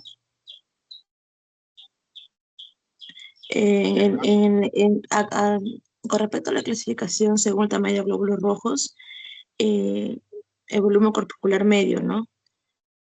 La anemia microcítica, entre ellas son las causas más comunes, puede ser una anemia ferropénica, una anemia por enfermedad crónica, ¿no? Por infecciones crónicas. En la anemia normocítica, una de las causas también podría ser infecciones, ¿no? Una anemia hemolítica, una destrucción de los glóbulos rojos. En la anemia macrocítica, una de las causas puede ser la deficiencia de la vitamina B12 por los medicamentos, enfermedades hepáticas, ¿no? Y en la clasificación de la anemia según la causa subyacente puede ser por pérdida de sangre, ¿no? Una hemorragia, por deficiencia también de nutrientes, por una anemia también por destrucción de glóbulos rojos, ¿no? Que se puede hablar de una anemia hemolítica. Ya, muy bien. Mira, con esa clasificación que habló su compañera es cierto, ¿no? O sea, primero la clasificación morfológica, ¿no? Tamaño, nivel de hipocromía, ¿no? Es una forma de verla, ¿no? Desde el punto de vista, punto de vista morfológico, digamos. La otra clasificación desde el punto de vista fisiopatológico, lo ha dicho su compañera, ¿no? Disminución en la producción, la médula se está fallando, anemia. Otro es incremento en la destrucción, hemólisis, ¿no? Pero también hay un tema, cuando hay también por incremento de las pérdidas, hemorragias, ¿ya?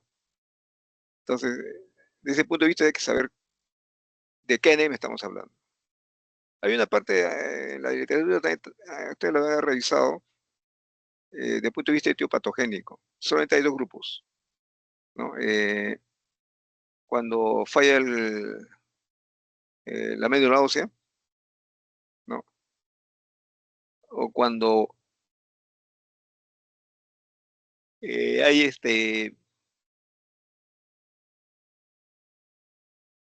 alteraciones en el ambiente externo, digamos así, causa extrínseca o causas extrínsecas, ¿no? Entonces, esa es una clasificación un poco más simple, ¿no? Y básicamente lo reducen, ¿no? El paciente está produciendo buena cantidad de glóbulos rojos, la médula está funcionando bien, entonces descartar otras causas, entonces, ¿no? De repente el ambiente en donde está desenvolviéndose el glóbulo rojo no es el adecuado, ¿no? Por ejemplo, presencia de microcoágulos, paciente que no está recibiendo aporte vitamínicos, ya, son causas extrínsecas. Ya, entonces, esto, repito nuevamente, nos permite inmediatamente definir de qué tipo de anemia estamos hablando, ¿no? Y tiene su característica. Para que nosotros hagamos una correcta clasificación, debemos basarnos también nuevamente en apoyo de laboratorio, ¿ya? Y seguir un protocolo. Paciente que tiene tendencia a la anemia o ya está en anemia, seguir ese protocolo. Primero, las pruebas de orientación global. La prueba de orientación global para un paciente anémico, lo primero, pedir reticulocitos, ¿ya? Si está fallando la médula ósea, obviamente también los reticulocitos van a disminuir. Pero si hay hemólisis o destrucción prematura de glóbulos rojos, ¿cómo responde la médula ósea? Mandando elementos jóvenes. Entonces los reticulocitos se incrementan, porque un reticulocito no es sino un glóbulo rojo joven, ¿ya? Los está mandando entonces. ¿Por qué? Porque siente que el organismo siente que se está disminuyendo la cantidad de glóbulos rojos. Entonces, se incrementa la eritropoyetina y eso estimula la mayor producción de glóbulos rojos. Ya si encontramos en sangre periférica el glóbulo rojo nucleado, ya ni hablar, pero ya eso ya está llegando ya a límites más extremos. Entonces, lo primero son los reticulocitos. Después de haber hecho esta medición de hemoglobina, hematíes, se supone que es lo básico, ¿no? Seguido de esto, hay que hacer estudios bioquímicos también. Concentración de bilirrubina, también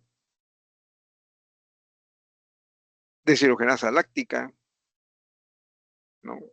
Son indicadores que cuando se elevan es que puede haber una hemorragia. Otros elementos, la aptoglobina, por ejemplo, es un reactante en fase dúo positivo, pero que su eficacia consiste en que se une a la hemoglobina libre para que no dañe a los tejidos. ¿Ya? Una hemoglobina libre tiene actividad peroxidante. Entonces, el organismo ¿cómo protege? Lanzando aptoglobina. Ahí debería estar disminuido. ¿Ya?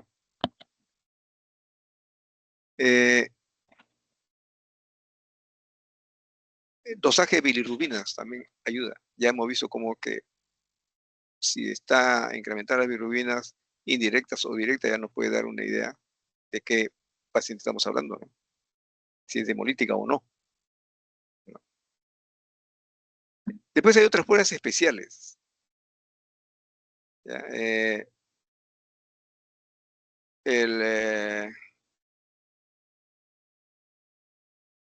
Una electroforesis de hemoglobina, por ejemplo, sería interesante hacer un estudio cuando habla de pruebas especiales.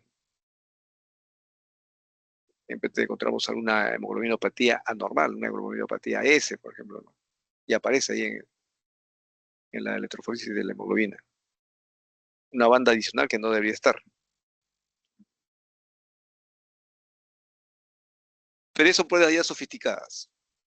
Las que les he mencionado son las básicas para definir ante qué tipo de anemia estamos. Una por disminución de la producción, por incremento de la destrucción o por una hemorragia. Generalmente una hemorragia vamos a encontrar una hemoglobina normocítica normocrómica. ¿No? Un déficit de hierro, microcitosis. Déficit de vitamina B12, macrocitosis.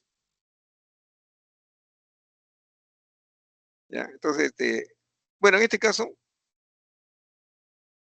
todo estaba normal, ¿no? Incluso los reticulocitos estaban ligeramente aumentados, no estaban tan marcadamente incrementados. La pregunta es, ¿por qué hace anemia este paciente? Aquí la respuesta es importante recordar, ¿no? En todo proceso inflamatorio crónico, los pacientes también terminan en anemia, similar a la anemia por déficit de hierro. Similar, pero no es igual. ¿Ya? Ya eso lo vamos a ver en la clase teórica, en las anemias por déficit de hierro, atraviesan en 3 fases bien interesantes, ¿no? Una es la depresión de la concentración de hierro, ¿no? Entonces hay una anemia por depresión de hierro. Hay una anemia seguida a la siguiente fase, disminución de la reserva de hierro, ¿no? Perdón, sí, en anemia ferropénica, disminución de la reserva de hierro. Y al final termina una anemia microcítica hipocrómica. En el proceso inflamatorio no sucede eso, a pesar de que el paciente termina en una anemia microcítica hipocrómica, ¿no? En la depresión de hierro, las reservas de hierro que se encuentran en la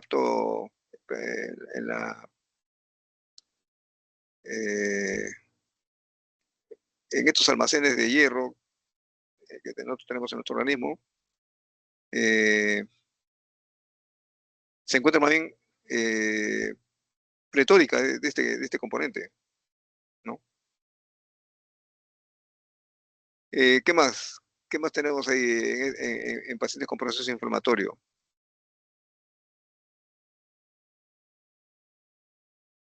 Ya, la molécula que transporta al hierro se encuentra en condiciones normales, ¿no? O sea, ni siquiera hay déficit de esta proteína, ¿no? Entonces, lo que sucede es lo siguiente, que todo proceso inflamatorio, ¿ya? Los macrófagos, los segmentados neutrófilos, comienzan a secretar una sustancia, ¿ya? Que compite con la molécula transportadora de hierro, ¿ya? Con la transferrina. ¿Ya? Entonces, el paciente puede tener una buena cantidad de hierro, pero como hay un proceso inflamatorio crónico, el organismo comienza a retirar el hierro de la circulación para guardarlo en los almacenes, ¿no? de hierro. Ahí es donde, como digo, la diferencia con las anemias ferropénicas. O sea, no hay hierro en la circulación en ambas condiciones clínicas. Cuando hay déficit de hierro y cuando hay proceso inflamatorio crónico, el hierro no está circulando, está disminuido.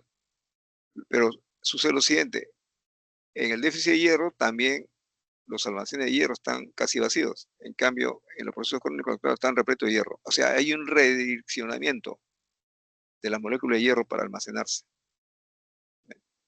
Entonces, ¿qué produce ese redireccionamiento? Son estas proteínas que le digo que secretan los neutrófilos, ¿no? Y los macrófagos, en un intento de retirar el hierro activo a los patógenos, ¿no? De tal manera que no lo usen para su mecanismo respiratorio, las citocromo oxidasas. ¿Ya? Entonces, y más bien lo almacenan pues, en el hígado, ¿no? A veces en la masa muscular también. Bien, este es el caso. Este paciente tiene un proceso crónico, un dolor, dicen, a repetición, dicen, ¿no? Años. O sea, un proceso inflamatorio crónico que le ha conducido a una anemia por proceso inflamatorio crónico. ¿Ya? Cuando su compañera mencionó la triada de Charcot, precisamente este es lo que está sucediendo en este paciente, ¿no? Infección, fiebre, ¿no? Y un proceso litiásico, ¿no? En vesícula biliar, ¿no? Que le ocasiona el olor y por lo tanto respuesta inflamatoria, ¿no? De años, ¿no? Impedía la excreción adecuada de la bilirrubina directa, puesto que aquí ustedes ven bilirrubina directa elevada, ¿no? Como había proceso inflamatorio, miren la velocidad de sedimentación globular, 70 milímetros en la primera hora. ¿Ya? Entonces está acelerado, ¿no? Entonces el diagnóstico aquí ya cae por su propio peso, ¿no? Era una litiasis unida a un proceso infeccioso focalizado, ascendente, ¿no? Eso es lo que ocasiona todo el cortejo de sintomatología de fiebre, dolor tipo cólico y leucocitosis. Bien, entonces hasta aquí un caso que les traigo cómo debe analizarse. Ahora vamos a analizar un último caso más.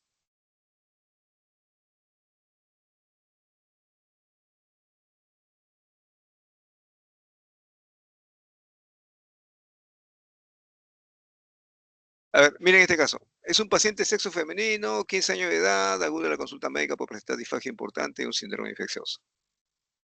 Al examen clínico se encuentran signos de amigdalitis, al examen del abdomen se encuentra esplenomegalia, en el examen de cavidad oral se hallan algunas petequias en el velo paladar y pequeñas adenopatías retroauriculares y retrobucales. O sea, aquí observen ustedes síndrome infeccioso, ya está cantado. Ese síndrome, ¿no? De repente habrá fiebre, malestar general, en fin. ¿No? Disfagia, pero también observen ustedes pequeñas adenopatías retronucales, retroauriculares, detrás de las orejas. Amigdalitis, miren. Y el abdomen en pleno megalia. O sea, todo el sistema mononuclear fagocítico está tomado. ¿Ya? Ese es el síndrome adicional que hay que mencionar, aparte del síndrome infeccioso. Bien. Por la edad del paciente y con estos datos de laboratorio, ya nosotros podemos estar hablando acá muchas cosas. Primero, que los leucocitos están normales. Los hematíes y la serie roja en general, normales. En cambio, en la forma diferencial sí observen que el cementado está disminuido, ¿no? Monocitos está incrementado. Los linfocitos dicen 42%, pero si ustedes le suman todo lo de arriba, no suma 100. En cambio, acá recién suman 100 cuando se observan linfocitos activados, 33%. ¿Qué significa? O sea, 42 más 33, 75% son linfocitos, ¿no? Entonces, aquí estamos hablando de cuánto, a ver, algo así como solamente un 2% son cementados. No, perdón, 2000 leucocitos son cementados. Y el resto, 7000 son linfocitos y monocitos. Entonces, miren, observen bien esto porque este cuadro es típico de una virosis. Puede ser un resfrío común, ¿no? Una mononucleosis infecciosa, ¿no? Y miren la velocidad de sedimentación, 78 milímetros a la primera, o sea, también está acelerado. Es un proceso infeccioso y está produciendo un proceso inflamatorio. Pero esta es la característica de una virosis, ¿eh? El leucocito normal es todo normal. Incluso si yo le tomo plaquetas, también va a estar normal. Lo que predomina son grandemente los linfocitos, 42 y 33%. ¿Ya? En este punto yo quisiera mencionar lo siguiente. ¿Qué significa linfocitos activados? Miren, los linfocitos activados no son sino una forma particular de los linfocitos que están diferenciándose. ¿Qué significa diferenciación? Significa que están tomando otras características y otras funciones. ¿Ya? Y esto sucede cuando en los virus son detectados, ¿ya? Y el mecanismo inmunológico comienza a reaccionar produciendo una especialización de los linfocitos para una actividad mucho más compleja, erradicar al agente infeccioso de tipo viral. ¿Ya? Entonces tenemos ahí que los linfocitos comienzan a diferenciarse en linfocitos auxiliares, linfocitos citotóxicos, linfocitos memoria. ¿Ya? ¿Y qué función tienen los linfocitos auxiliares? O TH, linfocitos TH, ayudan al mecanismo de proliferación linfocitaria, al mecanismo de producción de inmunoglobulinas. ¿Ya? Proliferación linfocitaria. En este caso, cuando es una infección viral, el complejo mayor de histocompatibilidad que tiene toda célula presentadora de antígeno se une al linfocito helper, ¿no? En su variante 2, H2, ¿no? A diferencia de los linfocitos que identifican al virus de la hepatitis viral, por ejemplo, ¿no? Bueno, en este caso no son linfocitos T helper, sino citotóxicos. Ellos de frente van y destruyen la célula. Pero ¿cómo lo detectaron? Lo que pasa es que el sistema mononuclear fagocítico lo presenta, o sea, una parte, un epítope, un determinante antigénico de este virus. ¿Cómo lo detectan? Lo que pasa es que el virus cuando penetra la célula está todavía rodeado de una nucleocápside. ¿Ya? Se desprende esa nucleocápside y todo el código del ADN ingresa al hepatocito para reproducirse. ¿Ya? Mientras tanto, esa nucleocápside que ha sido dejada en el citoplasma, una porción es expresada en estas moléculas que le mencioné de HLA, ¿no? Entonces, bueno, acá lo tengo más claro. El complejo mayor de histocompatibilidad, pero en este caso en el hepatocito es 1, complejo mayor de histocompatibilidad o HLA1. ¿Ya?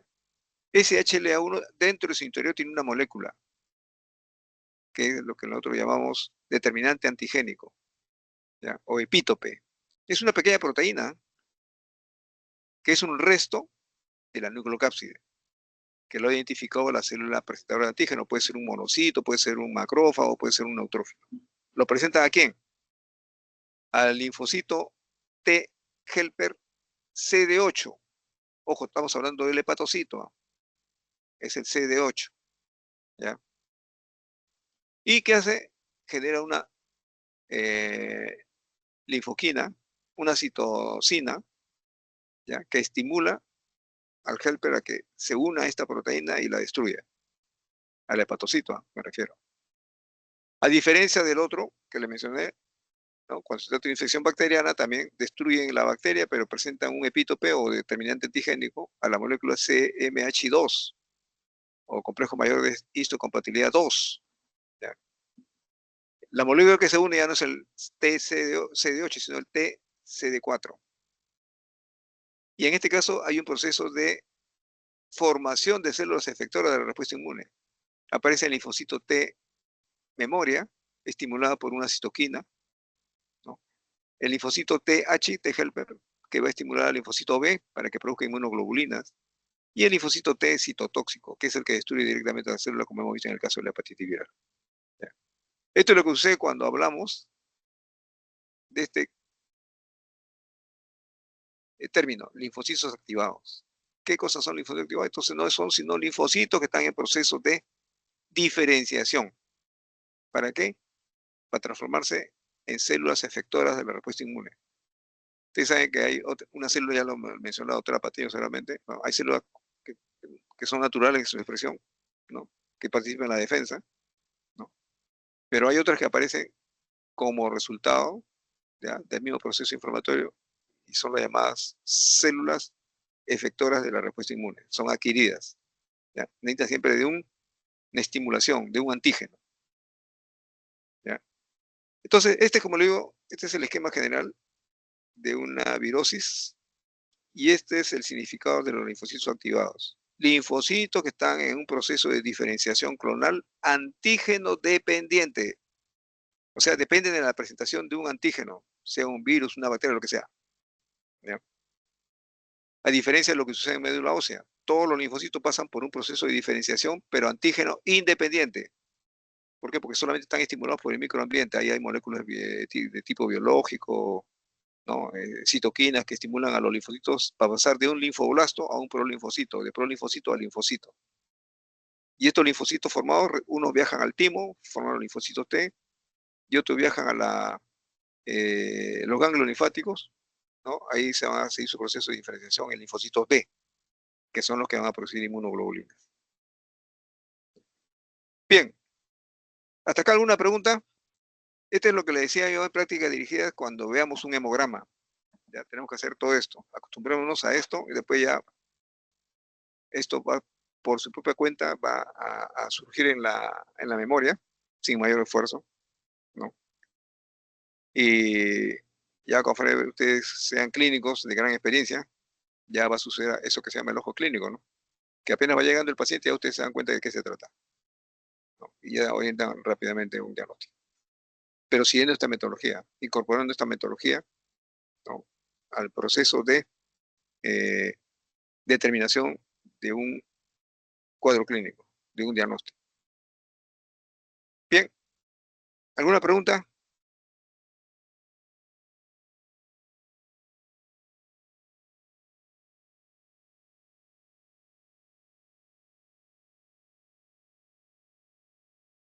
Me parece no hay ninguna pregunta por parte de mis compañeros, doctor.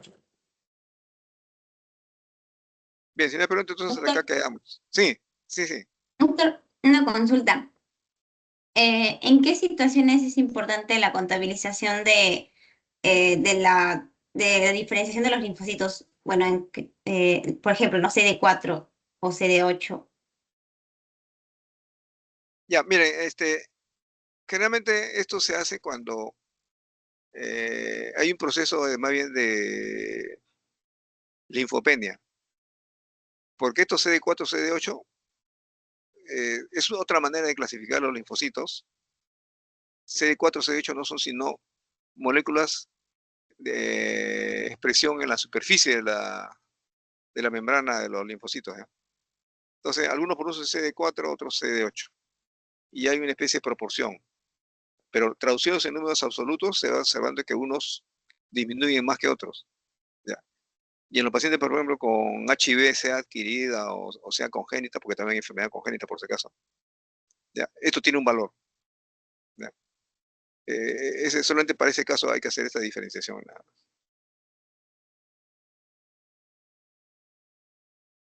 Doctor, disculpe, ¿y había una fórmula para sacar CD4?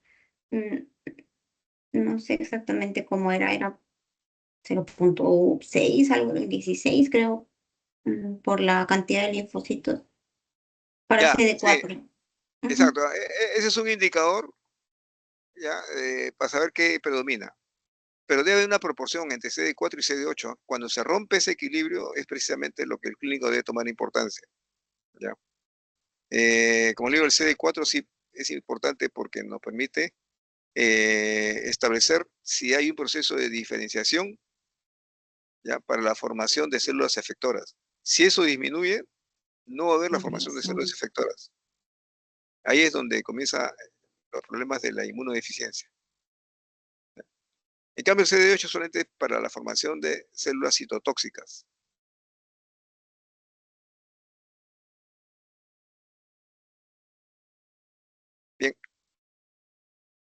¿Alguna otra pregunta adicional?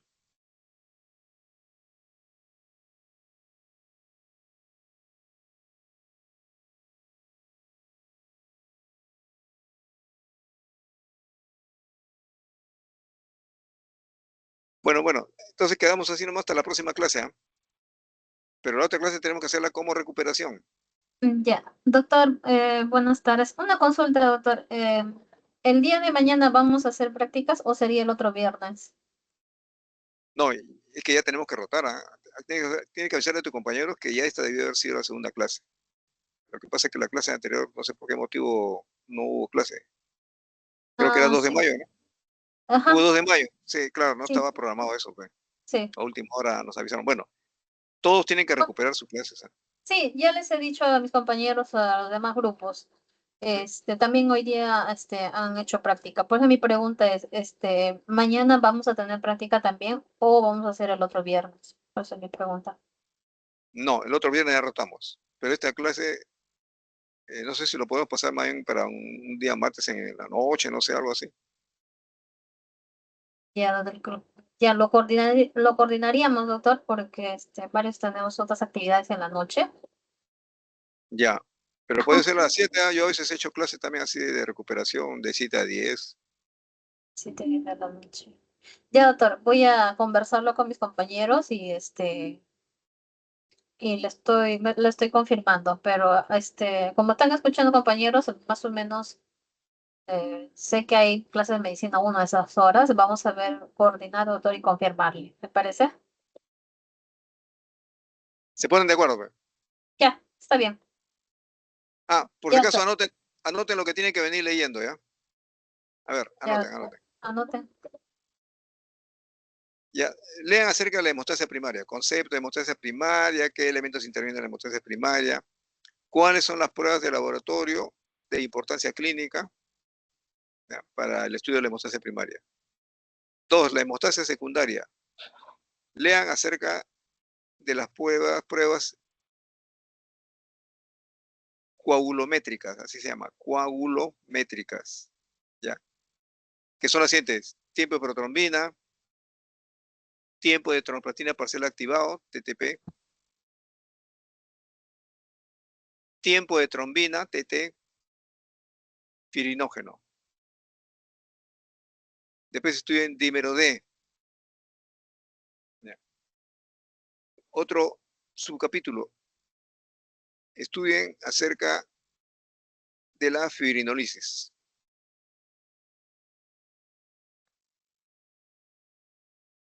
Ya.